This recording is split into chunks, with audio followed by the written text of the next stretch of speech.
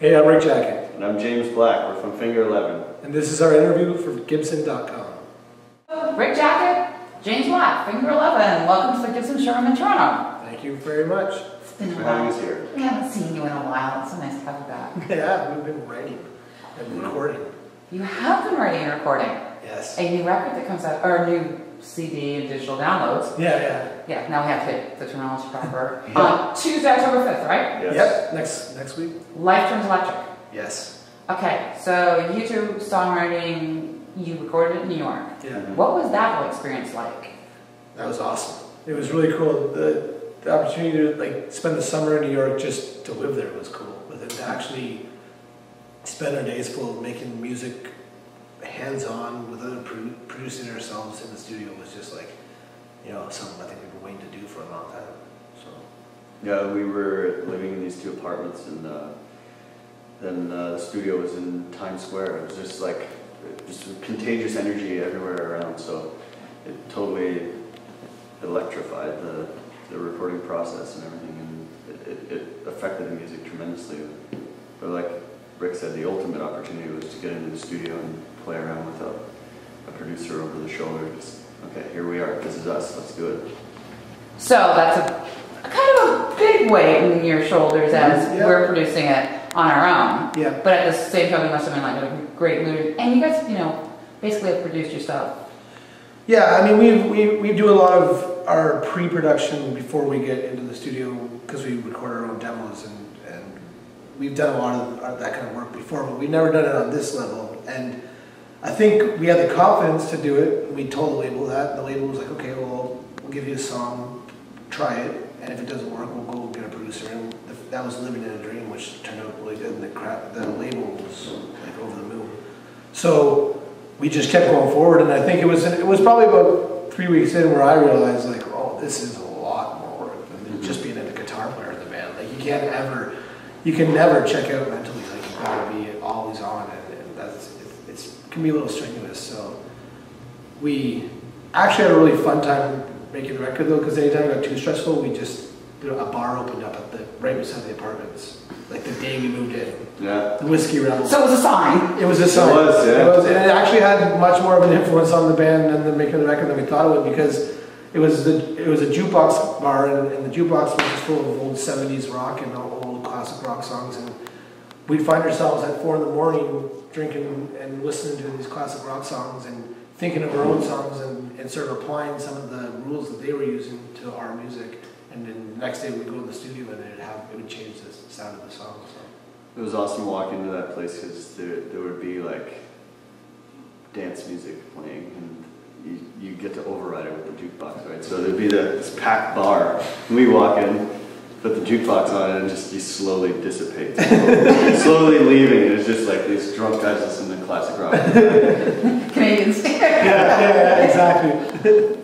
So Finger 11's career has been really interesting. I mean, starting off as the Rainbow Butt Monkeys and winning the hits 97 back then. Yeah. And switching labels and all the things that you've done. And the progression's been really interesting because it hasn't been like bang overnight success. Definitely. You guys have really, thought through what you've been doing and your markets and your fan base. And the staying power. I mean, that right now, looking at music as it is. I mean, what are the things that you've definitely made plans and you've said, here's how we're going to do it? I don't think to be honest, we've never really had a master game plan for the band.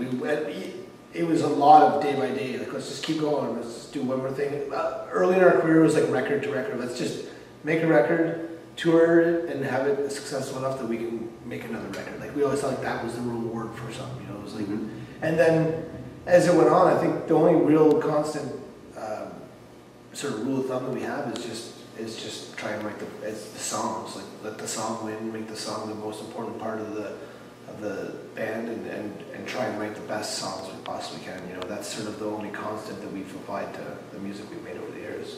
I think as our career went on, and it started to be apparent that we weren't going to have to go look for day jobs. We were going to actually be able to do this. That allowed us to just fully jump in even more. And I think if you want to do it, you got to be 100% or even more, because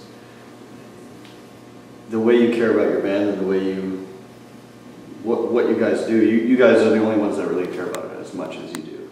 And the rest of the world, who knows what they're going to think. So it's just that being able to take that huge leap into commitment to the band, which I think at first you hoped that would happen, but it's always in the back of your head, like, when's someone going to come and tell us to go be a dishwasher again? And so just being able to like jump in and go, okay, this is it, this is what we're doing, and if we don't do it, no one's going to do it. So, but definitely no big plan. Now the map, I mean, Paralyzer in the U.S. I mean, you had U.S. radio play before, you know, which established you at the U.S. base, and probably internationally as well. But Paralyzer really, I mean, blew up. I was finding it like on Miami CSI. Yeah. You know. So, I mean, with the record coming out in the U.S. too, are you finding, like, the difference in fans, or, like, not that it was a one-hit wonder, but are people going with that song more, you know, and are they open to the new stuff? I think the one thing that song did for us, and we're seeing the result right now, is that there's actually an anticipation in America for the new record, where before we released that record and with that song on it, I think the record would be more like, oh, a new record's out? I didn't know that. Like, now there's actually people waiting for the release date to see what we're going to do, you know, and that's exciting. I mean, that's really cool. That's never happened before, so.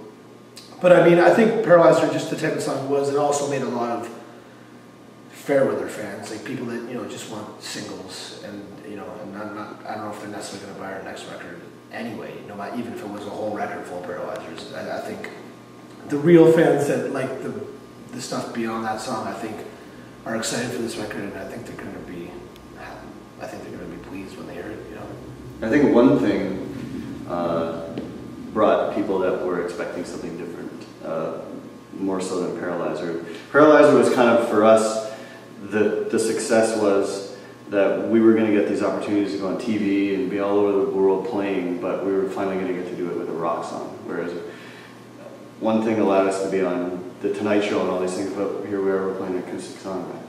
But that's not what we do, really.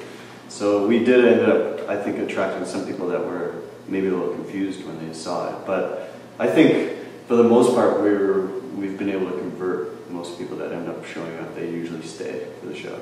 So the first single is out at radio right now, Living a Dream, yeah, doing incredibly well, yeah, U.S. and Canada. Yeah. Rest of the world, what's going on in the rest of the world? It's been a slow game for us in the rest of the world. Like we on every record have been fortunate enough to go to Europe a few, let's say, on self-titled we went once, and then the record after that we went twice or 3 times, and hopefully this time we'll go 6 times. You know, it's like starting over there, which is really exciting because we get to play in these like small places, and there's like this really ground level thing, but at the same time, it's starting over. So it's daunting, but there's definitely pockets of big Finger 11 fans in Europe. Just we haven't been able to go there. It's pretty amazing. That's the one part of this band that you really see the effect of the internet, because we haven't had international releases, but there are fans of the band all over the world. It's like, or soundtracks too. Yeah. Like for Daredevil or Scream 3 or whatever, there was people in Spain that were like, "Oh, we love you. How do you even know who we are? We never have records out here." There was actually, we went and did a promo thing in London, and I was walking down the street, and these 2 kids stopped me like, "Are you James Black from Finger 11?" In London, England. What the hell? How do you even? I don't know. So it's surprising. It's a pretty cool thing when you get somewhere where you've never been, and people are there waiting. So the record's out Tuesday, and I know we're going to see you guys a lot more because we're starting a cycle here. And I remember the last time around, I think we got to hang a lot for like 2 years. Yeah. So I'm just looking forward to 2 years more of Finger 11. Thank you, and we'll do this again. Cool.